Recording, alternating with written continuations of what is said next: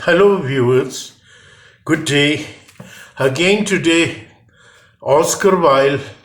Oscar Wilde, a famous Irish English writer. The short story which I have chosen for you today is The Devoted Friend. The name of the short story is The Devoted Friend by Oscar Wilde.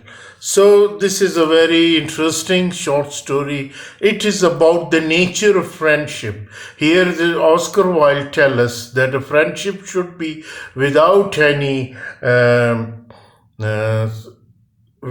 it should be free from every selfish interest, and friendship is based on give and take.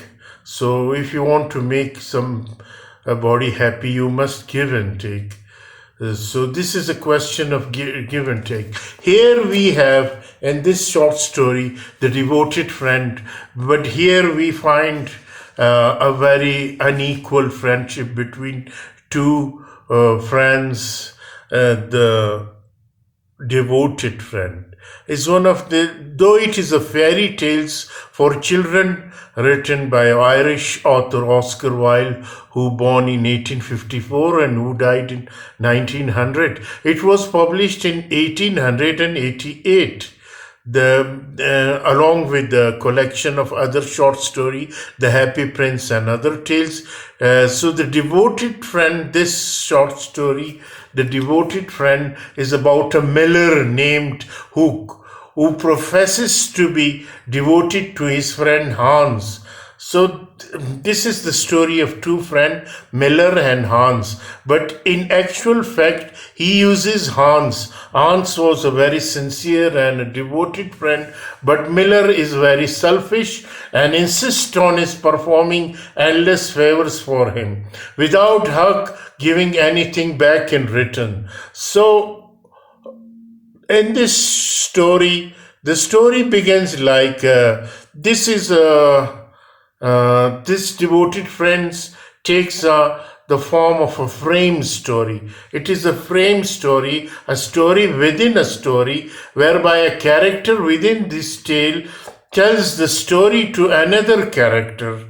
In this case, a linnet tells the water rat a story about two friends. These two friends are an honest man named Hans and Miller named Hug.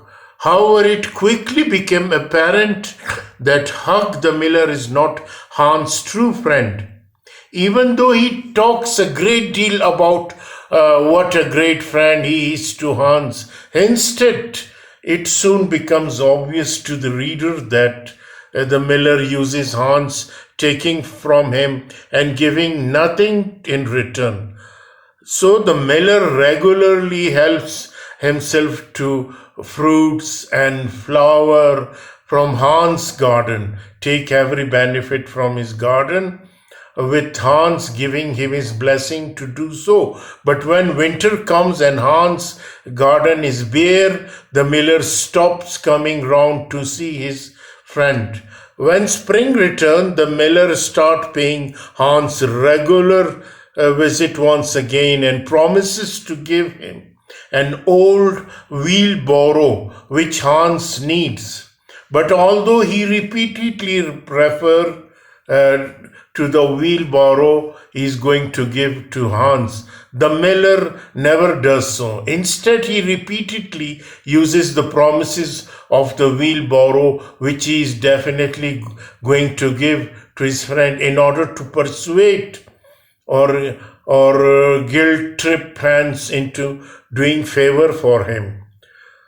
Eventually, these favors cost little Hans his life. One night, what happened that the Miller comes round and asks Hans to go and fetch the doctor.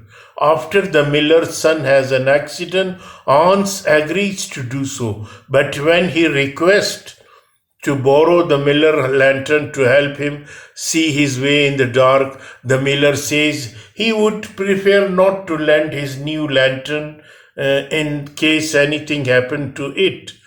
Unfortunately, it was a stormy night, and Hans unable to see where he is going, loses his way and wanders off into the moor, where he drowns in one of the deep water-filled holes. At Hans' funeral, the miller insists on being chief mourner because he was such a great friend to Hans.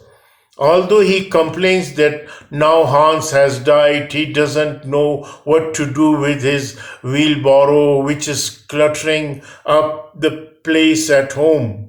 The story ends by returning to the water rat in the pond, who has been listening to the linnet telling him and the ducks this story. When the water rat learns that the story has a moral, he grows annoyed and disappears back in his hole. So let me analyze this story, The Devoted Friend. Many fairy tales have a moral, since they are aimed at children and children's literature. Lewis Carroll aside tends to have a moral message. The devoted friend here in this short story may not be a fairy tale in a strict sense of term, since the story contains no supernatural activity or character, although it does feature talking animals. Nevertheless, the story is loosely in the fairy tale tradition, so we might expect a moral. What is the moral of devoted friend? Wilde cleverly refuses to spell out at the end of the story, despite having the linnet explicitly state the story of Hans and Miller as a moral. He thus leaves his young reader to work it out for themselves. The devoted friend is about true friendship and how, as the old adage has it, actions speak louder than words when it comes to demonstrating our devotion to our friends. Hug the miller goes to great length to remind Hans what a good friend he is to him, but we are aware of what Hans is too trusting and kindly to accept. There is a vast gulf between Hug's words and his actions. His wheelbarrow, which he freely acknowledges is of no use to him, but could be of use to Hans, becomes a bargaining chip, something to use in order to cajole Hans into performing endless favor for him. But Hug never performs any favor in return. Even his role at Hans' funeral is framed as an opportunity for self-aggrandizement. Oscar Wilde's treatment of friendship in The Devoted Friend might be productivity compared to his treatment of art in The Remarkable Rocket. Both the short story Remarkable Rocket and Water Rat, and of that matter, the Water Rat counterpart in the insect story, Hug the Miller, are self-absorbed and love talking about themselves. But whereas the Remarkable Rocket is obsessed with his own genius and performance, the miller and the water rat love nothing more than to talk about what devoted friends they are to others. In both cases, their action failed to support their words, or as Hug the Miller would put it, their practice falls short of their theory. So the devoted friends appear to have a clear moral that we should go be a good friends to each other. And this short story, this moral of this story is that we should be a good friend to each other, not simply say what good friends we are. And yet the action of the story doesn't fully bear this out. Poor Hans pays the ultimate price for his kindness towards Hug, giving his life in order to help him. Hug, by contrast, suffer no losses except for the mild inconveniences of being enlumbered in his wheelbarrow, which he never had real intention of giving to Hans. Hug does not undergo any scourge-like change.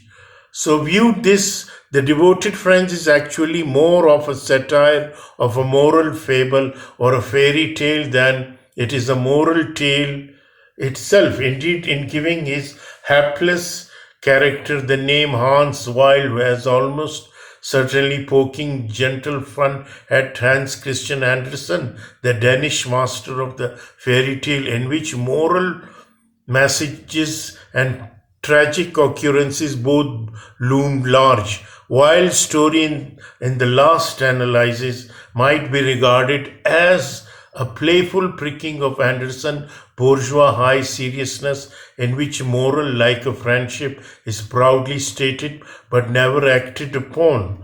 So, ladies and gentlemen, this short story of Oscar Wilde, The Devoted Friend, is indeed a moral, a friendship with a full moral lesson.